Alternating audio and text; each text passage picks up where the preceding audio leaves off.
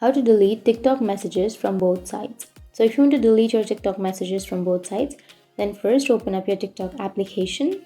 And once you're here on TikTok, make sure to log into your account and now go for the inbox option, which is on the bottom right side. And here you will have your inbox, right? You can simply choose any one of the account. So for example, I'll be choosing this person's account. Tap on message and here you will have your message box, right? So you can simply send any message that you would like. And once you've sent your message, or once you have your messages on your chats, now you can simply tap and hold on to that message, and here you will have delete option. Tap on delete, and here you will have delete for everyone and then delete for me.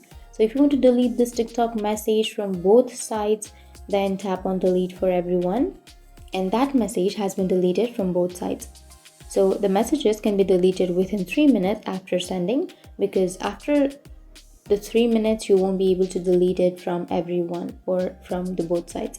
So make sure that it is just 3 minutes, that it has been just 3 minutes, and you will have that option. They may have already been seen or forwarded, but they can be deleted. So that's how you can delete your TikTok messages from both sides. And if you have any questions, feel free to comment below. Thanks for watching.